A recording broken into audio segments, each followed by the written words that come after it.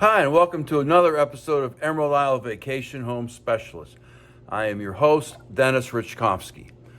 Some of you recognize me as the co-owner of Flip Flops Donuts, and some of you know me as your broker of real estate, specializing in waterfront and waterview properties along the Crystal Coast, especially on Bow Banks and in my town of Emerald Isle, North Carolina. On this channel, you will find essential information from the inside scoops on buying and selling houses to how to live with the ocean, rivers, and sounds that define the Crystal Coast. Today's episode is all about how hurricanes form in the Atlantic Ocean Basin. Whether you visit here occasionally or live here full time, knowing about how hurricanes form here in eastern North Carolina and along the Crystal Coast is a story worth telling. Before I begin, please subscribe to my video channel now or at the end of this episode. Hurricanes are the most violent storms on Earth. They form near the equator over warm ocean waters. Actually, the term hurricane is used only for large storms that form over the Atlantic Ocean or the Eastern Pacific Ocean. The generic scientific term for these violent storms, wherever they occur, is a tropical cyclone. Other names they are given depending on where in the world they are born include names such as typhoons, cyclones, severe tropical cyclones, or severe cyclonic storms. Whatever they are called, the same forces and conditions are at work in forming these giant violent storms, which can and do cause significant damage or devastation when they hit land where people live. Living as I do in Emerald Isle, North Carolina, on the Outer Banks, I'll refer to these tropical cyclones as hurricanes. And hurricanes require two essential ingredients. The first is warm, moist air. The only source for this warm, moist air is, quite naturally, warm ocean water. But this warm ocean must be at least 80 degrees Fahrenheit from the surface to a depth of about 165 feet.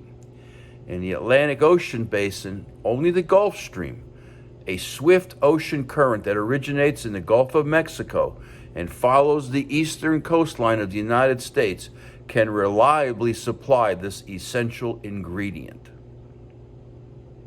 The second ingredient for a hurricane is wind.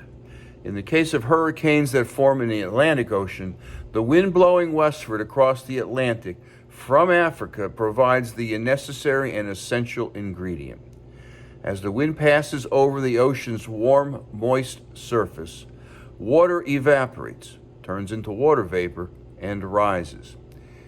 As it encounters cooler air at higher elevations, the water vapor cools and condenses back into large water droplets, forming large cumulonimbus clouds. These clouds are just the beginning. When the water vapor from the warm ocean condenses to form these clouds, it releases its heat into the air. The warmed air rises and is pulled into the clouds. Evaporation and condensation continue, building the clouds into a long, large column. A pattern develops, with the wind circulating around the center, like water going down a drain. We have what meteorologists call a tropical disturbance. Most tropical disturbances don't even warrant a mention on the Weather Channel. As this column of clouds grows higher and larger, it continuously sucks warm, moist air upward. We now have a low-pressure center, or eye, developing. As the pressure in the eye continues to drop, more and more surface air is sucked up into this eye. After all, nature abhors a vacuum. The lower air pressure in the eye, the faster this surface air moves, creating winds whipping about in a circular motion. When the winds reach 25 to 38 miles per hour, the storm is called a tropical depression. Now the Weather Channel starts paying attention. When the wind speeds reach 39 miles per hour, the tropical depression becomes a tropical storm. This is also when a storm gets its name. At this point, the development is weather on the ones material. The winds blow faster and begin twisting around the eye, or calm center of the storm. Wind direction is counterclockwise, west to east, in the northern hemisphere. This phenomenon is known as the Coriolis effect. When wind speeds reach 74 miles per hour, the storm is officially a hurricane. Now the Weather Channel is talking about the storm 24/7, and Jim Cantore is being sent on assignment. The storms usually at this point are about 50,000 feet high and about 125 miles across. The eye is about 5 to 30 miles wide. The trade winds, which blow from east to west, push the hurricane towards the west, towards the Caribbean, the Gulf of Mexico, or the southeastern coast of the United States, where the storm meets the Gulf Stream and bam! A lot more warm, moist ocean, producing a lot more warm, moist air. If all these winds and low air pressure were not enough to generate destruction, they also cause a huge mound of ocean water to pile up near the eye of the hurricane, which can cause monster storm surges when all this water reaches land.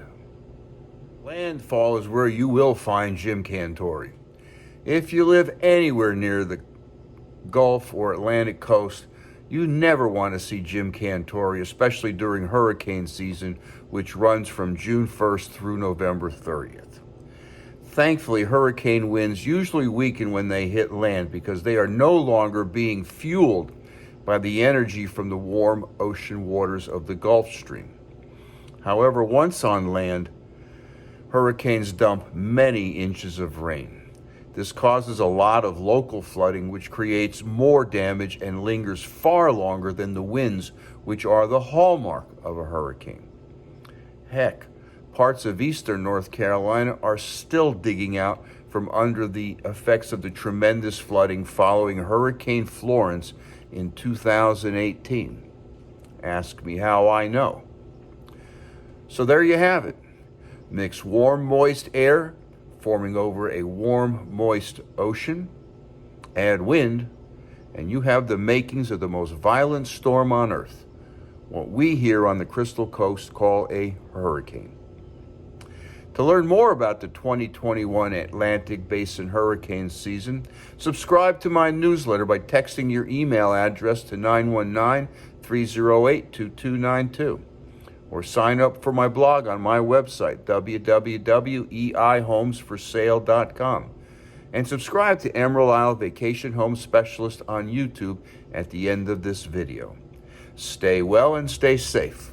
So come on down, please subscribe to my channel below, and definitely return next week to the same bat channel at the same bat time of Thursday at 9 a.m. for another episode of Emerald Isle Vacation Home Specialist.